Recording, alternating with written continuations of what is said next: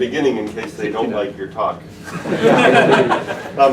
We have today speaking Anru Zhang from the Department of Statistics. I've prepared this very well. At the University of Wisconsin-Madison. Anru is also, by the way, in I don't know the exact names, but he's in a machine learning group or center at Madison, and he's in a data science group or center at Madison, so you might as well stay here. And let's see, he got his PhD in 2015 with Tony Kai at Penn. Sai, yes, well. Well, how do you say Anru? It's correct. Right, Anru, right, yeah. right. That's If he doesn't want to pronounce Kai, he shouldn't spell it C-A-I. Good luck, Yanshan. And then, let's see, he has a great paper in the Annals of Statistics last year on singular subspace perturbation, which is why I invited him, but he's not going to talk about that. And he's got a great paper in the Journal of the American Statistical Association in 2019 with essentially that as the topic. So that's what we're going to hear about is, I guess, tensor decomposition. Yeah? Thank you. Carrie. Yeah, thanks, Carrie, for your nice introduction. It's really my honor to be here and to visit and to talk about my recent research on singular value decomposition for high-dimensional tensor data. Well, I'll try to make this more visualized and with more pictures to make this more interesting. Because after lunch, I understand, including me, it's easy to get into sleep. Okay, so the focus of today is on tensors. Tensors are generally arrays with multiple directions. And for example, this is the order 1 tensor, and we usually call it as vector. This is order 2 tensor, and we usually say it as a matrix. And the focus of the talk today is order 3 or even higher tensor. We will refer it as high order tensor or just tensor for simplicity. We typically use a mathematical calligraphic letter just like this A to denote tensors. For example, this A has D directions. We say it's order D tensor with P1 up to Pt as its dimension. And because it has D order, so it has D indices to represent its entries. And for each ik is from 1 to pk, and k is from 1 to d. Okay, so this is the definition. Why do we care about tensors? Well, tensor emerges in many modern scientific research. For example, in brain image analysis, in order to have a better treatment plan to better investigate various brain diseases such as Alzheimer's, Parkinson's, MSA, scientists introduce various techniques to monitor the brain activities, such as MRI, fMRI, EEG, and so on and so forth. Because our brain naturally has a 3-way spatial structure, so nice way, the most natural way to store the data is in a tensor. If we further consider multiple patients along a time series, then the order of this tensor data will increase to even 5. Another application of mine is about the microbiome study. And so we are now living with the trillions of microbiome cells in our body, and it was reported that the microbiome cells is 10-folded than our own cells. So they have tremendous effect on our health, our human health. So it's important to understand their effect to various diseases. So in a typical microbiome study or measurements, we will have sequencing data based on a patient's multiple body sites, such as skin, gut, oral, and nasal. For different body sites, the microbiome composition are correlated, but not identical. And imagine the x-axis here represents the different composition of different taxon microbacteria, and the y-axis corresponds to different people, and z corresponds to different body sites. Then data set is naturally a tensor, and how to extract the information out from this tensor is crucial in microbiome study. The third application of mine is in the matrix value time series. Just imagine we have multiple companies, and each company have different financial metrics, revenue, asset equity ratio, and so on and so forth. And we can collect the data along a certain period of time. We can immediately see the result is a tensor. If we are further interested in, say, for example, covariance structure among different financial metrics among different company, and that will become an order 4 tensor. Typically, if we have vector data, we will have a covariance matrix, right? If we have a matrix data, we will have order 4 covariance tensor. In addition to that, the higher order problems can enable, say, solutions to harder problems, even though those observations are not tensor at the beginning. A good example is the higher order interaction pursuit. Let's consider the regular regression problem. Yi equals to beta 0 plus the main effect plus the noise. In many applications, we not only have main effect, also has the interaction terms. And we need to take them into account. And if we consider pairwise interaction, then a matrix come into play. If we have a triple-wise or even higher order, then we will have a tensor. Actually, this complicated model can be rewritten in this simple form. Yi equals to inner product of b and xi plus epsilon I. This xi here is the tensorized covariates. Can be written as the outer product of the covariates with the intercept term by 3 times. And all the interaction effects and the main effects term can be stored into this tensor B. And instead of solving this problem, we can use tensor method to solve this problem much easily. Easier computationally, or? In conceptually, it's easier. Yeah, computational, of course, yes. And another aspect of the tensor is on the estimation of the mixture models. In general, a mixture model is a model that contains subpopulations in your overall populations. And this is a wide field that contains many special instances, Gaussian mixture model, topic modeling, and so on and so forth. In each of these models, there are many literature studying it. For this type of problem, there is one common approach, method of moment. If our observations are vectors, then the first moment, the summation of all these vectors is a vector. And the second moment means this vector times its transpose, and together we have matrix. But in a most sophisticated situations, we might need a high order moments. Then the high order tensor will naturally come into play, and this can help us to understand this subpopulation better from the observation from a mixture model. Okay, from these examples, we learned that the high order data commonly appear, and the high order method can be very useful. To my mind, I think the high order is more charming. Just take a look at this picture of the baby. I think this 3D baby looks cuter than this 2D one. Yeah, although I could be really biased in this because this is my baby. He's cute anyway. But however, don't get fooled by his cute appearance. Can be really naughty and hard to handle sometimes. Just like the high order tensor data, right? The tensor problem are far more complicated than the extension from matrices from many aspects. First of all, the tensor has more structures than the matrices. As we will illustrate later, if we just ignore those tensor structure and treat the tensor as a matrix, we will lose information and only obtain a suboptimal result. And also, the tensor often come with a high dimensionality. Just imagine if you have MRI data 100 by 100 by 100, then it already contains 1 million of voxels. If you want to simultaneously study 1,000 images in my computer, that will be very difficult. So that will cause an extra layer of computational difficulty.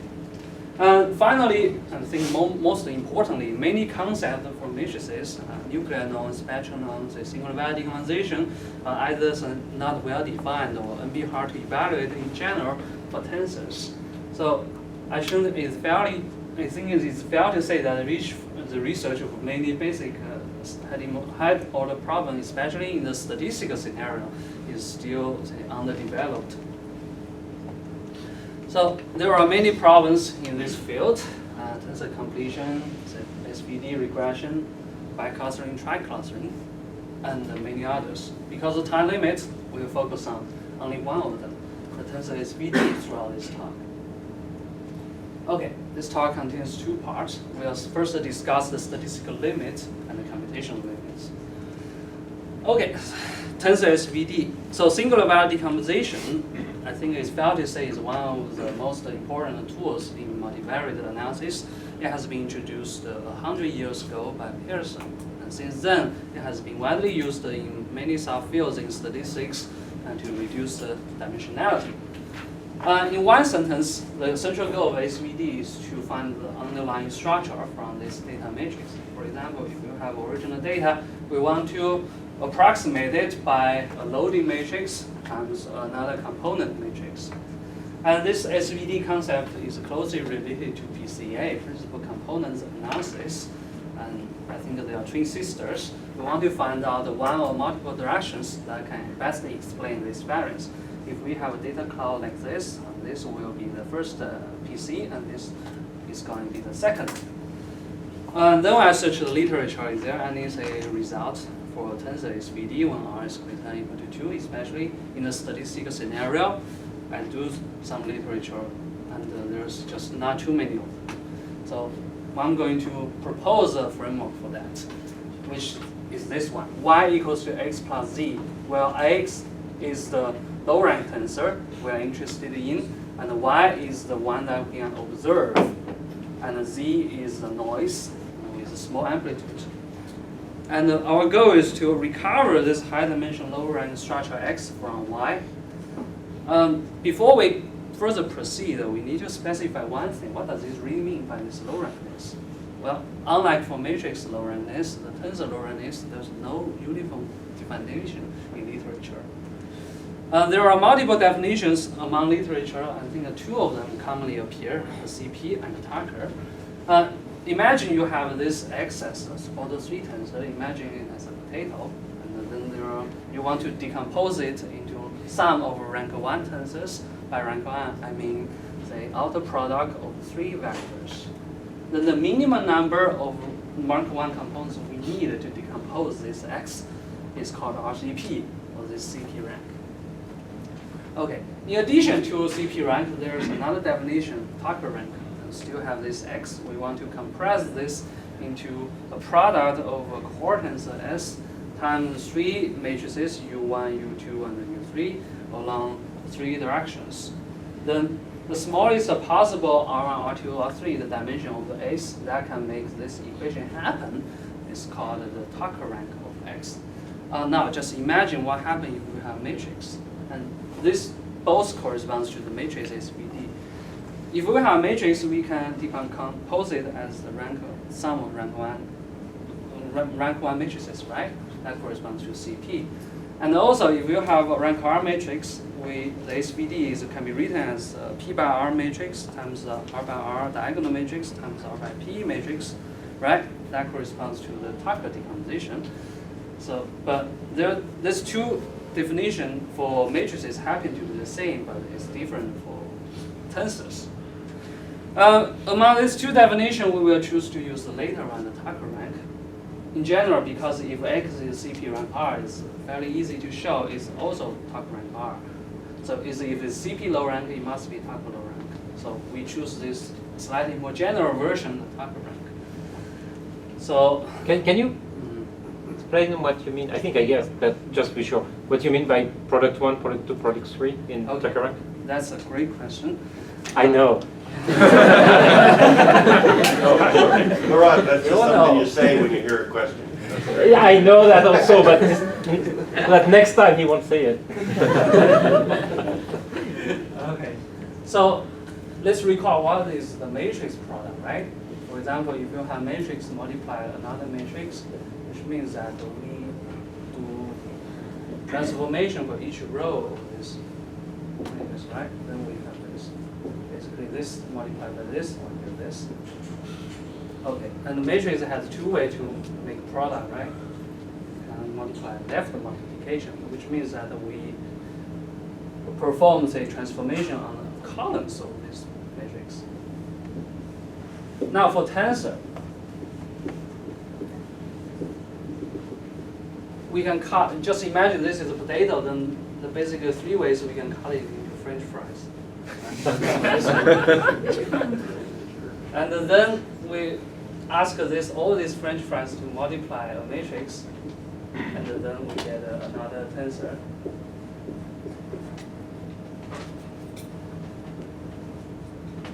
And this, if the French fries are aligned along the first direction, then this product is called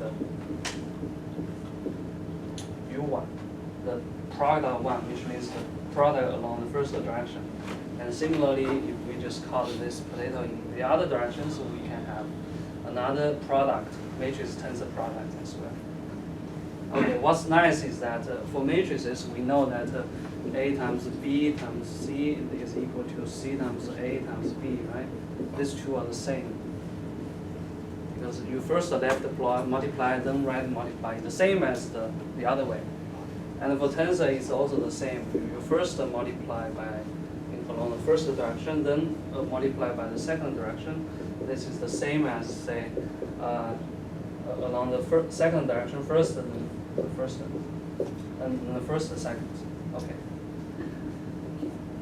So that's the. We don't want to go into the detailed mathematical formula, but this is the intuitive explanation. Does that make sense? Yeah. It was a great answer.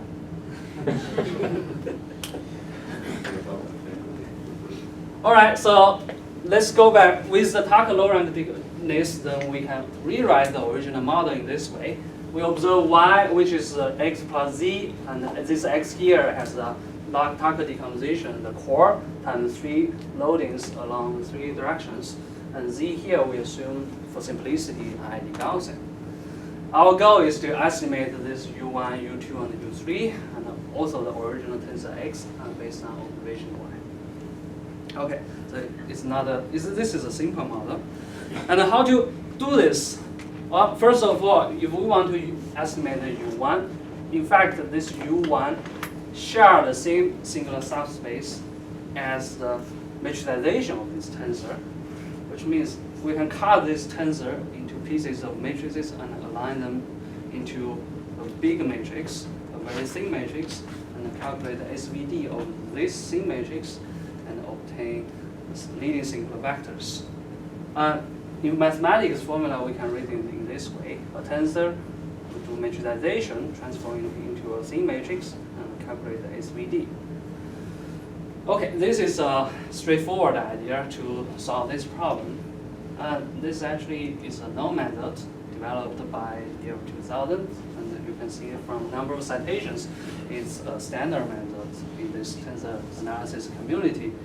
Now the advantage of this HOSVD method is that, well, it's easy to implement and analyze. But however, matrix is matrix, tensor is tensor. If we just simply treat the tensor as a matrix, we will lose some structural information, and then we only obtain the suboptimal results. And the alternative idea is say that we use a maximum likelihood estimator because the original model here, you can see, is fully parametric. If we minimize the likelihood, the problem is that this is highly non-convex. It's a product of 4 things, and minimize the forbiddenness norm is computationally infeasible. Although later we'll show that yeah, it's statistical optimal. Well, so actually by this indicated by this seminar work, even r equals to 1 to approximate this solution, the MLE is NP hard in general. Okay, so before we talk about our procedural question, Here in this problem, R1, R2, I mean, the ranks are fixed, or? at this moment we assume the rank are known. Oh, no, okay. Yeah. Okay, so the difficulty of this problem we found that is driven by the signal noise ratio condition. We define lambda as the least singular value of all matrixizations of the original tensor. And this noise level sigma is defined by the standard deviation of this tensor, z. And suppose the dimension along 3 directions are the same order, we identify 3 different phases in this problem: strong signal noise ratio case, weak one, and moderate one. Let's go through these 3 cases one by one. If the signal noise ratio is strong, which means the lambda of sigma is greater than c to the 3/4, then we can apply this method. First of all, we matrixize this tensor y and do matrixization. Do the matrixization of y and calculate the singular value decomposition.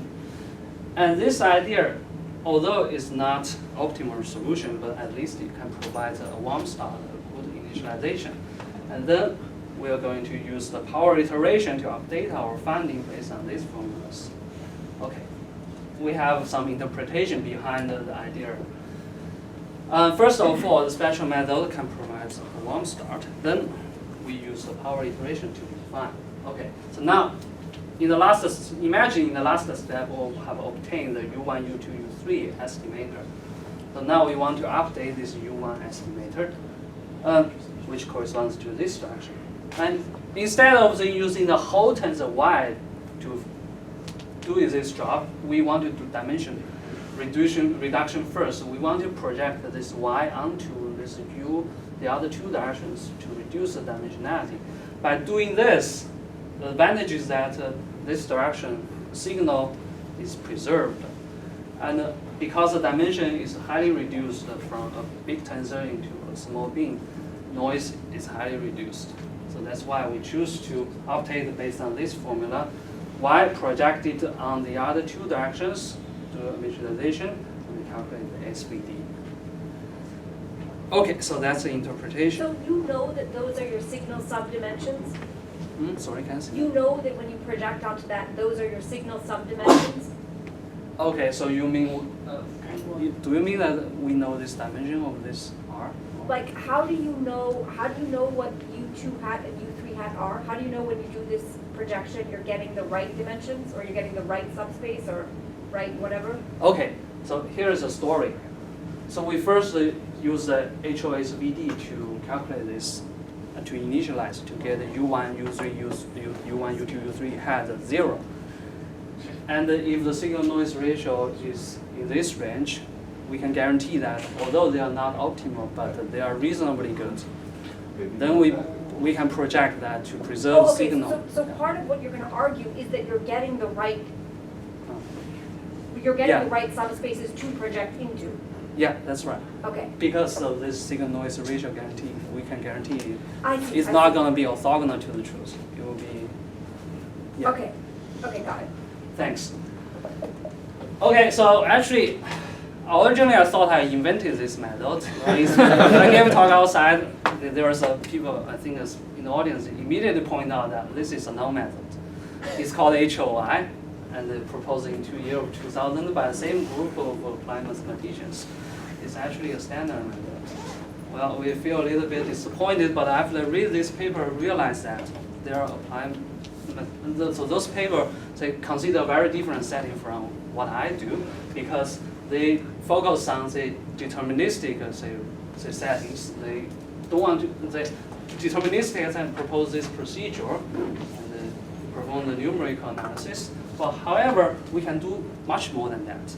Okay, because if we assume the perturbation here is random, we can have a very neat statistical theory about this procedure. And suppose the signal noise ratio is greater than this value, then we can show after at most a logarithmic number of iterations, we have the following guarantee for the recovery of U1, U2, U3, and the recovery of X. Okay. So one question. So given this decomposition, can you lower bound or upper bound the true Tecker rank of your tensor? Okay. So suppose, I mean, in most cases in practice, you don't know the rank a priori Yeah, that's right. of your tensor. So you Exactly. do this decomposition. Can you use this to lower bound the actual true rank of your tensor? Okay. So in practice, how to select this rank is an important issue. And in practice, we have different way. For example, AIC, BIC, and to take a look at the street plot to search for the elbow. I think this will be similar to what we have to do to select rank in the matrix PCSN. So there's no, so that was not the focus of this part at the moment. Okay. All right, so we have this. I have a question. Go ahead, because mine is not great. So you should. Okay, so a technical point is that do you still assume the normality of the noise when you working on this theorem? Since presumably you can treat sigma as just the standard deviation of the noises, right? That's right. That's right. So, The so in this normality theorem, you is still assume that normality. normality is not essential. Okay. If it's Gaussian or Bernoulli, it all works. You just need to replace the sigma by the standard deviation of the noise entry. Okay. That's right. Exactly. Why do you have three ranks? Do you have an equivalent definition of pair of ranks Oh, for matrices? okay. How does it work? Yeah. What happens is that for matrix, we know the dimension of the row subspace and the dimension of the column subspace are always the same, right? That's the Okay. algebra 101 class. And for tensor, that's not really the case. And we have three matrixizations. These three matrixizations can have totally different ranks. They only have satisfy only very weak inequality constraint, but they can be unequal. So that's why we have three ranks instead of just one. But the Tucker rank is the same in either dimension. Well, the Tucker is a triplet instead of one number. We'll talk about the rank three, or the three tensor. But it's a single number, right? It doesn't matter which dimension you're looking at. It's three numbers. It's three numbers.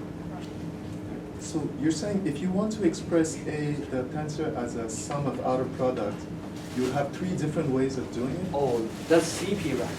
Yes. That CP rank only has one value. The Tucker here has three, and our focus is on Tucker. On the Tucker. Okay. Also, so this theorem, it's like you assume you know the true rank, or you have some assumptions on the ranks. Here we assume we know the rank. Right. Yeah.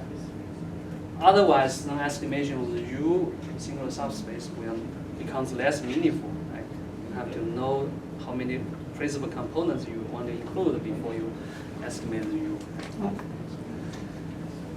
Yeah, if I look closer to the upper bounds on the right-hand side of these three equations, they look pretty symmetric. So I'm wondering, is it possible to extend this theorem to the case of like higher order tensors that are like of order 4 or 5 or even higher? Yeah, I'm going to talk about that later. Oh, yeah, we thanks. will. Yeah, we will get to that point. Okay, so we have this upper bound result, and actually we can develop the matching lower bound result. We focus on the class of low rank tensors with single strength at least lambda. Then we can show that the recovery of U1, U2, U3, and the recovery of X is lower. In the worst case, we can only perform like this. By comparing the upper bound and the lower bound, we can see this procedure is the minimax-optimal. Okay, so now we have two procedures we can compare. First of all is we just do the matrixizations, singular value decomposition. That's called HOSVD in literature. This is estimation error. And if we apply HOI, is this. Basically, by doing power iteration, we refine our estimation and get rid of the second term in this error rate.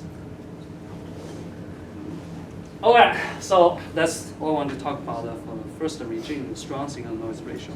When the signal noise ratio is weak, say lambda of sigma is less than c times q to the half, we can develop an information theoretical lower bound to show the consistent estimation of U1, U2, U3 cannot be estimated, cannot be achieved say, in general because of this. So that's all I want to say for the weak signal noise ratio regime. And what's more interesting is in that the signal noise ratio is moderate, say this lambda of sigma is between these two values.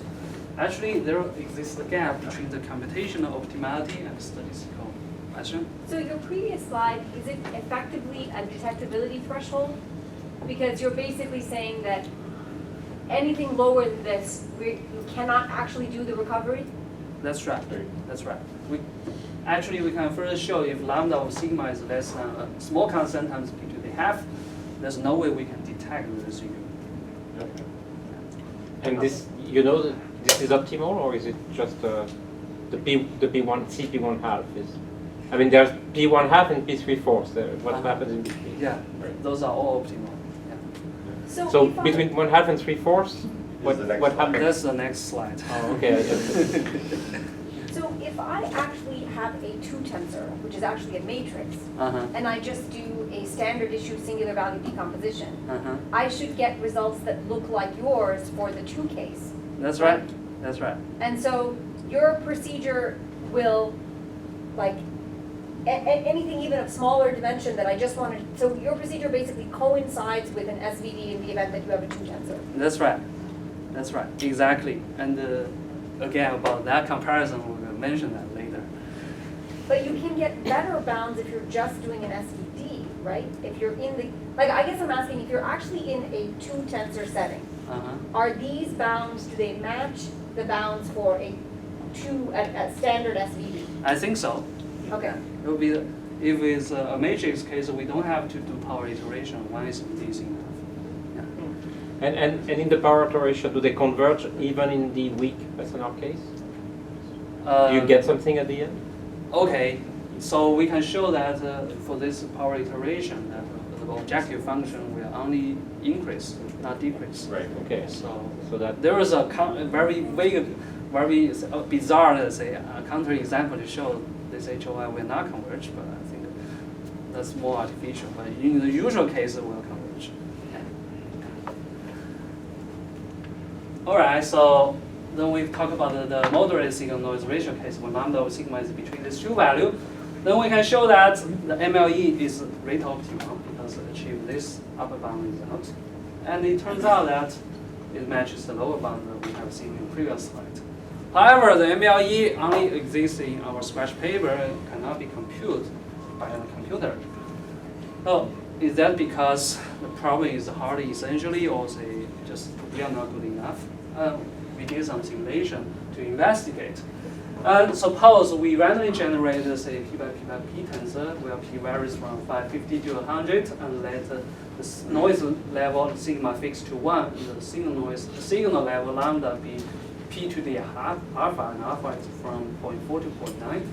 And then we apply both, say, the computational efficient algorithm and the computational inefficient algorithm to do that. And we can see that there's clear truth phase transition here. And for the computational efficient algorithm, the algorithm starts to work reasonably well when alpha gets to the 3/4. But for this computational inefficient algorithm, the warm start HOI will start to work good when alpha is reaching 2.5. Okay, so maybe there's just a trade-off between the computation and the statistic after we have done this experiment. In fact, it turns out that we can prove. Excuse me, you probably said it, but what was the computational inefficient method? Okay, basically we started as the true value with a small perturbation and then perform this power iteration. So G. Yeah. Oh, okay. That's right.